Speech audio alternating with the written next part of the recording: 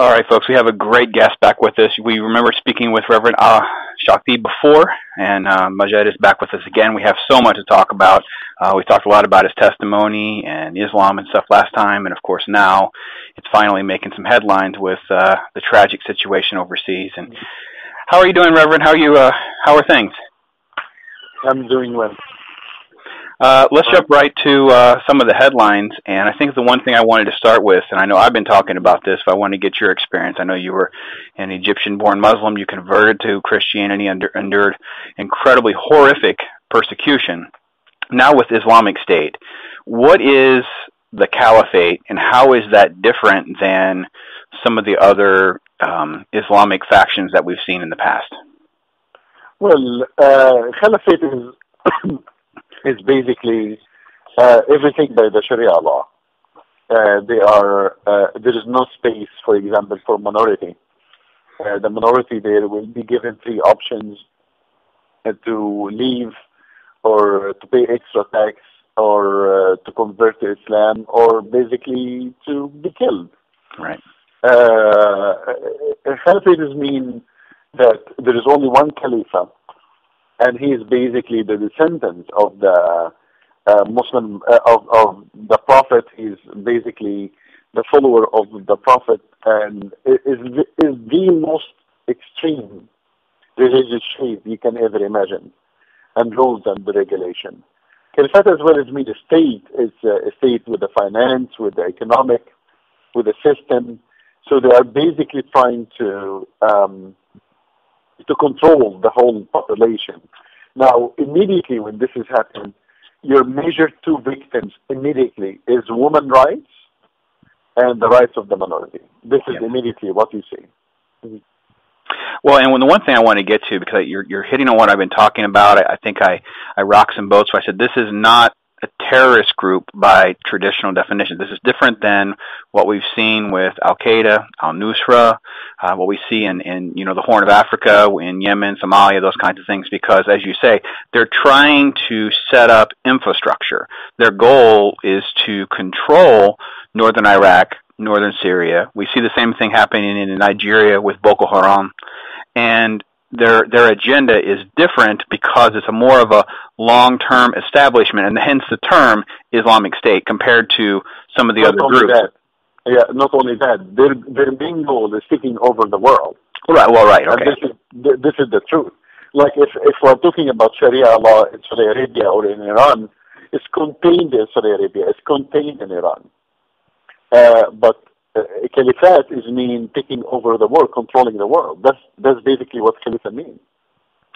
Is there any difference, and this is another area that I've been trying to work through with interviews that I've had and stuff, is, we see, like what you're saying, we're seeing, Shias contained in, Iran, Syria with Assad's regime, which has actually been more tolerant of minorities than some of the other Islamic countries.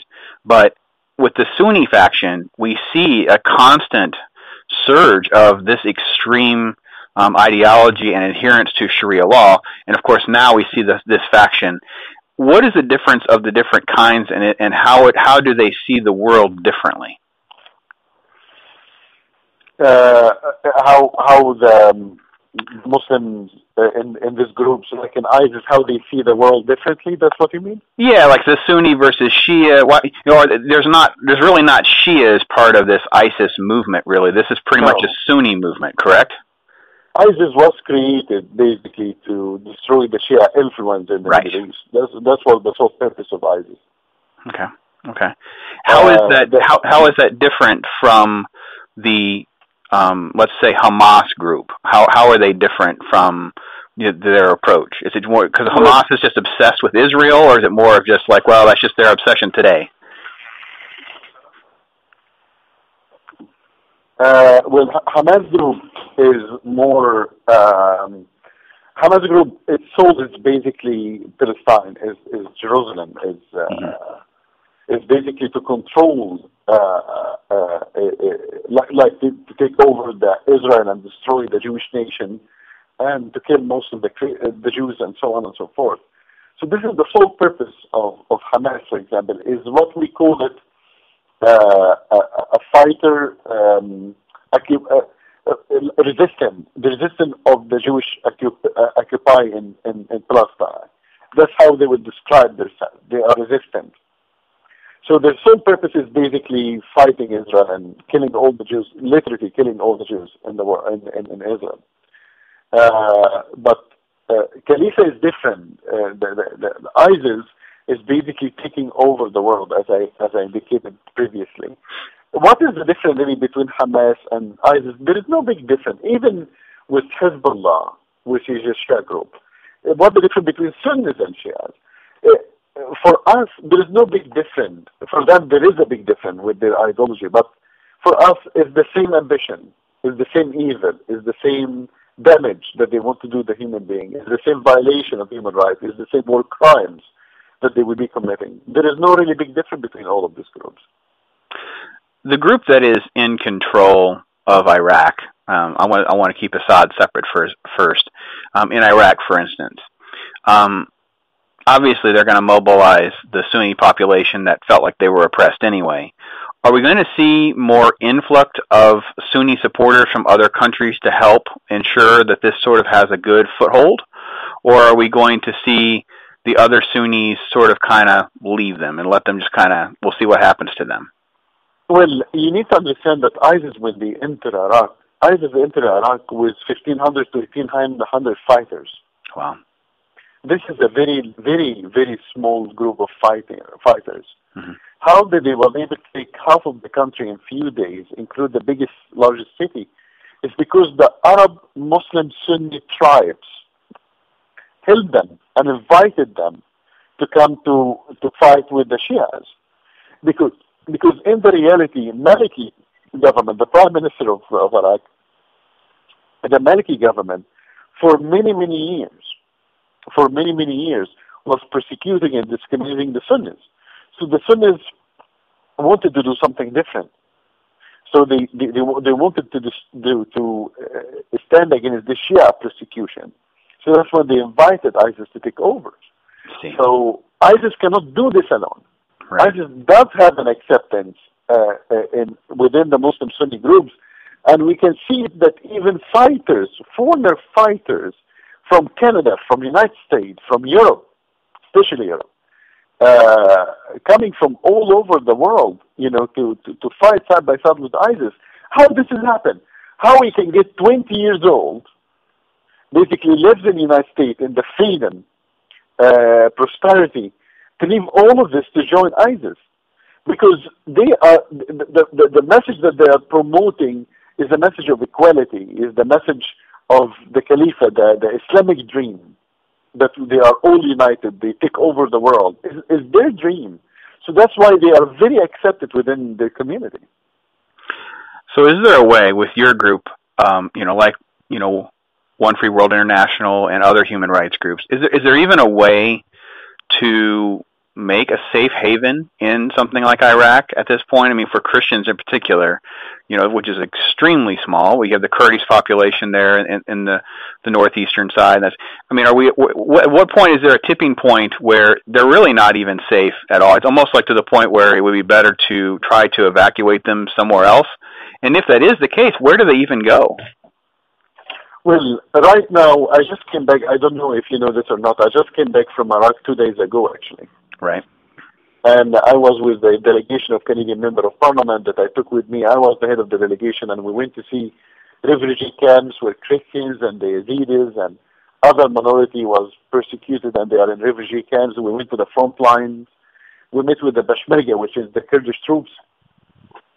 And I can tell you by fact for now, Christians everywhere in Syria, in Iraq, in Egypt, in many countries, being targeted. Some countries more than the others, of course. But like in Iraq, for example, that now the safe haven for the minorities is really Kurdistan. Okay. And we went to Arbil and we went to Duhak, which is a second city beside Mosul.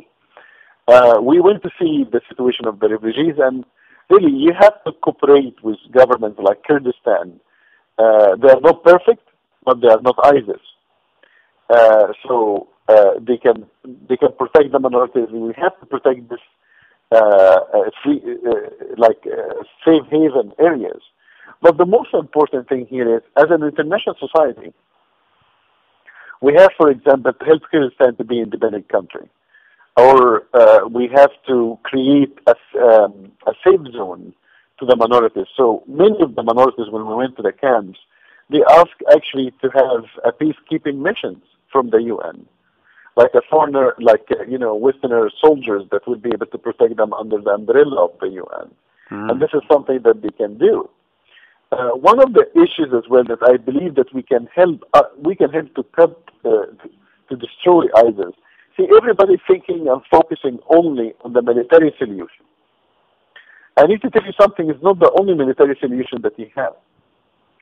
ISIS received a lot of support from Qatar, from Saudi Arabia, from Turkey. Yeah. Turkey actually is the gate for ISIS fighters to go to Syria, and after that from Syria to Iraq or wherever they are going. Right. We have to cut this lifeline. We have to dry them up. A lot of people, they say, but they took $400 million from Mosul Bank when they took over Mosul. I need to tell you that $400 million is not a big amount when you have two wars. Yeah. Because you have to feed the fighters, you have to give them, most of these fighters are paid fighters. Yeah. So you have to pay them salaries, you have to buy weapons, ammunitions, and so on and so forth. You have to drive the support of ISIS. ISIS as well count on some of the oil that they get from Syria and Iraq. You have to make sure that nobody buys this oil. So you have to dry them up. And that's the most important thing. Do you think that we really have leverage, though, with Turkey and Saudi Arabia there to put any pressure on them? Because, I mean, really, we need them more than they need us kind of thing, in many ways? And a matter of fact, they need us. Like Turkey, it doesn't matter what their economic, they still need the NATO finance ability. They need to still do business with the West.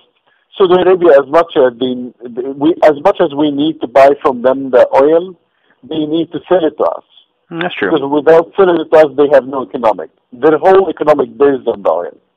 Yeah. So don't sit down and think that, oh, they got us from the neck. No, we got them. But it depends on our governments if they really want to do this or not.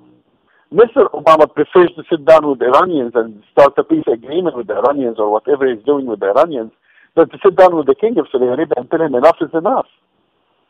And that's the problem. When we compromise, when we are politically correct. In North America, we have a disease. A disease. It's called politically correctness. Yeah. It's a disease that will destroy our freedom of religion, will destroy our freedom of expression, and above all is helping evil all around the world. We want to be politically correct. We don't want to upset this group or that group. Man, if it's the truth, you have to say.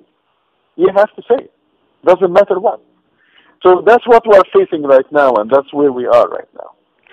We're talking with Reverend Majed el Shafie, One Free World International. He has a great book and DVD called Freedom Fighter as well, which we'll get to here in a minute. And, you know, you touch on something that, I mean, obviously many of us are have been saying for years, and, we've been trying to call for the alleged, moderate Muslims. They want to be considered, moderate Muslims, and that's great, but you're not seeing a partnership there where they're calling out these extreme groups enough.